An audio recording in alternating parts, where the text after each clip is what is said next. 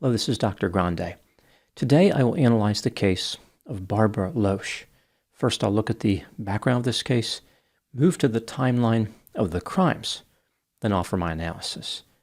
Barbara Dean Loesch was born on April 7, 1945, in Sacramento, California.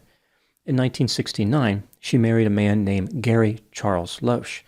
The couple went on to have 2 children, a son named Chuck Loesch in 1970, and a daughter named Tina Rose Loesch in 1971. In 1986, the family moved to Post Falls, Idaho. Barbara found a job as a nursing assistant, and Gary worked for an amusement company and delivered newspapers in the morning. On August 30, 1990, Barbara's daughter Tina had a son named Christopher Charles Loesch. Tina found herself in some trouble with the law. She was incarcerated for theft, forgery, and stealing a vehicle. In 1991, while she was in jail, Tina became romantically involved with another inmate named Sky Marie Hansen. Sky was well known to law enforcement. She was a convicted felon, a drug manufacturer, and a drug dealer. When Tina and Sky were released from jail, they lived together and started a home painting and renovation business. The couple asked Barbara for money to fund this business venture, but Gary was not happy about the lesbian relationship. He had tolerated Tina's criminal behavior, but this relationship had hit the limit of his patience. I guess one could say that Sky was the limit. Gary made it clear to Tina that she would have to choose between her family and Sky. Ultimately, Tina reached for the Sky. In response, Gary modified his will in 1992 and reduced Tina's inheritance to $1. As it turned out, this may have been the most expensive dollar he ever promised to anyone. Now moving to the timeline of the crimes. On November 13, 1995, at 6:30 a.m., the police were notified about a Toyota Camry, which was on the side of a road outside Post Falls. The engine was running and the lights were on. When the police arrived, they discovered Gary Loesch in the driver's seat, dead. He had been shot in the head while delivering newspapers. The police found 2 cigarette butts at the crime scene. The DNA sample was insufficient to generate a full profile, but the lab determined the DNA came from a woman. Gary's murder was never solved. After Gary's death, Tina worked diligently to repair her relationship with her mother. She borrowed over $100,000 from Barbara, which greatly contributed to Barbara having severe financial problems.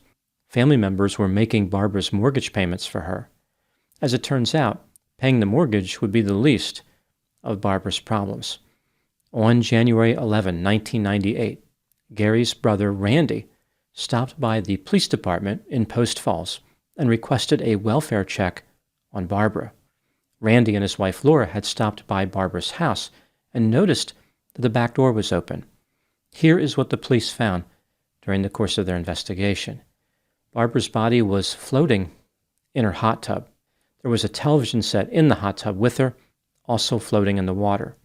The TV was connected to a 25-foot extension cord that ran into the garage.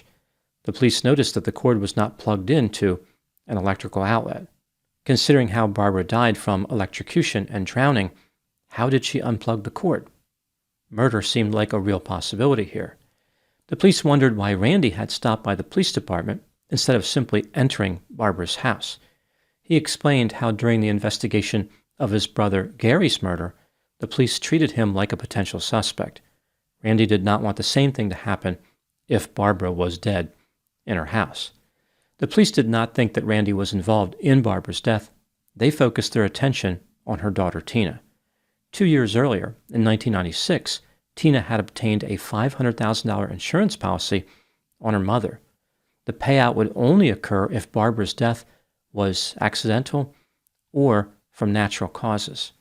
The police wondered if Tina staged Barbara's murder to look like an accident in order to get the payout. Initially, Tina could not collect the benefit because the death certificate indicated Barbara had an undetermined cause of death. With help from an attorney, Tina was able to get the cause of death changed to accidental. She collected the money and gave it over to her lover Sky. In October 1999, Tina and Sky disappeared. They were last seen loading a recreational vehicle. The couple took Tina's son Christopher with them. The police looked for them diligently, but they had no success. In a bizarre twist, the police discovered that Barbara's murder may have been connected to a man named Bradley Marion Steckman. He had once worked for the painting business that Skye and Tina owned, and he had a bad reputation as far as criminal activity. In July 1996, Bradley murdered an 89-year-old woman named Dorothy Martin in Pullman, Washington. He suffocated her with a pillow while stealing a diamond ring from her apartment. Bradley had been referred to as the gentleman robber, and his attorney said that Bradley was a professional thief, and killing was not in his nature. Despite this impressive status, Bradley pleaded guilty to second-degree murder in 2001 and was sentenced to 18 years in prison. In September 1999, Bradley's ex-wife went to the police and told them that she believed Skye had ordered Bradley to steal Dorothy Martin's diamond ring. 4 years later, in 2003, Bradley confessed that he was involved in Barbara's murder. Here is the story that Bradley provided to the police. Tina and Skye offered him $10,000 to kill Barbara. Bradley and Tina went to Barbara's house, and Tina made up a story about her car breaking down. Tina told her mother that they needed to stay in the house. Later, Bradley convinced Barbara to climb into the hot tub and watch television. His plan involved putting on an electrifying performance. He placed a pencil in the back of the television set to bypass electrocution safeguards. He also added sea salt to the hot tub to increase conductivity. At one point, when Barbara was in the hot tub alone, Bradley pretended to trip, and he pushed the television set into the water with her. Barbara was rendered unconscious by the electricity, but did not die. Bradley unplugged the television set so Tina could safely climb into the hot tub. She pushed her mother under the water for 2 minutes, drowning her. Bradley was upset with Tina and Skye because they never paid him for helping with the murder. As far as the murder of Gary Loesch, Bradley said Skye asked him to find locations on Gary's paper route which would be well suited for an ambush. Bradley denied killing Gary and claimed that Skye carried out that murder. In exchange for a guilty plea for Barbara's murder, Bradley was sentenced to life in prison with the possibility of parole after 15 years. This was to be served concurrently with Bradley's 18-year sentence in the state of Washington. He was eligible for parole in 2016. However, there was a complicating factor, namely Bradley's death in 2012. Despite Bradley's confession in 2003, nothing really happened with the case until 2008, when the police obtained arrest warrants for Tina and Skye. The charge was first-degree murder. Right after this, Barbara's case was featured on the television show America's Most Wanted. Tina and Skye were living in Tucson, Arizona at the time. The police, of course, did not know this. They saw a commercial for the show and decided that returning to prison was nothing to look forward to. On Saturday, November 15, 2008, at about 11:30 p.m., a motorist contacted the police and reported seeing 2 bodies in a white Dodge Durango parked in a remote area west of the Tucson mountains. When the police arrived, they discovered 37-year-old Tina Loesch in the back seat and 41-year-old Skye Hansen in the front seat. Both women had been shot in the head. Tina had a 9mm pistol in her hand. A note written by Tina was found in the vehicle. She denied responsibility for the murders of Gary and Barbara, but she admitted that she watched Bradley as he carried out Barbara's murder. The police did not find Tina's son Christopher. They learned that Tina had told friends and neighbors that she sent Christopher to live with his father in the state of Washington. He would have been 18 at the time of his mother's death. In the house in Tucson where Tina and Skye lived, the police found all their property in boxes in the garage. Hundreds of dryer sheets were underneath these boxes. Even though this is a well-known but typically unsuccessful trick for deterring rodents, the police wondered if the dryer sheets were there to disguise the odor of human decomposition, like maybe Christopher was buried somewhere in the house or around the house. The police searched that area thoroughly, but they did not find anything. At the time I'm making this video, Christopher Loesch is still missing. Now moving to my analysis. Despite Tina leaving a note indicating otherwise, it seems pretty clear that Tina and Skye murdered both Gary and Barbara. Tina's motive to kill Gary came in the form of him reducing her inheritance to $1. By killing Gary, she obtained revenge and was able to strengthen her relationship with Barbara. This allowed Tina to borrow money from her mother, although eventually that was not enough to satisfy her. She took out an insurance policy and plotted her mother's death. Tina and Skye hired one of their workers, Bradley Steckman, to help them with the murder. When Bradley was sentenced to 18 years in prison for killing Dorothy Martin, he didn't say anything about the murder of Barbara Loesch. Later, Bradley changed his mind because he had performed the calculations. He realized he was better off cutting a deal because if Tina and Skye were arrested, they would certainly turn him in. Having secured a plea bargain involving a concurrent sentence, Bradley revealed the details of his involvement in Barbara's murder. Tina and Skye made their way to Tucson, Arizona after collecting the insurance benefit. They remained hidden there. They knew they were suspects in the murder of Barbara, and they had outstanding warrants unrelated to that murder. Until 2000, Tina's son Christopher attended school in Spokane, Washington. The police know that he spent time in Tucson, Arizona with Tina before disappearing. After that, there is no way to know what happened to him. Some investigators believe that Tina and Skye murdered Christopher, which would explain why he was missing, but this seems like a strange move for the couple.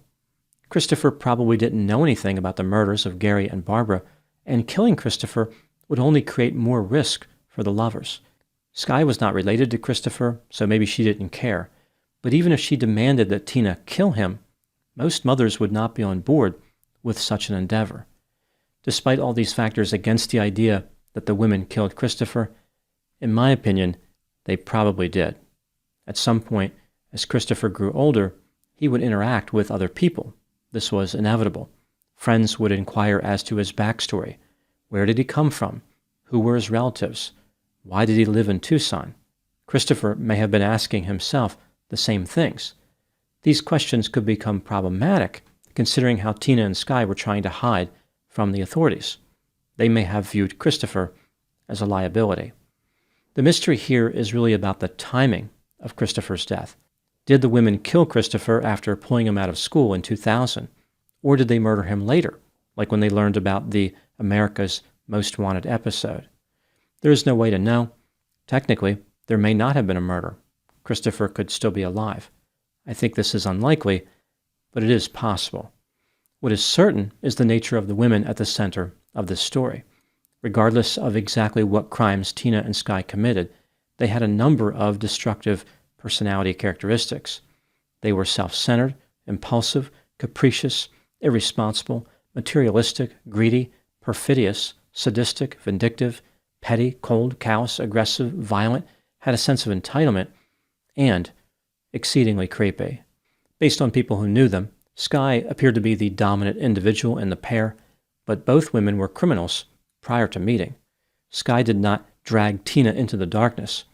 Rather, this is where they met. The women had no limits as far as their destructiveness.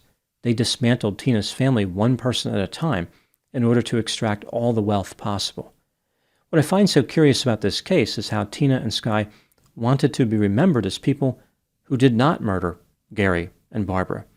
They claimed they were innocent. In their last moments, they were worried about vanity. The women thought they were leaving one last self-serving declaration that could redeem their reputations, but in reality, it was further proof of how they were lost in fantasy and possessed by arrogance. Those are my thoughts in the case of Barbara Loesch. Thank you so much for watching. I'll talk to you soon.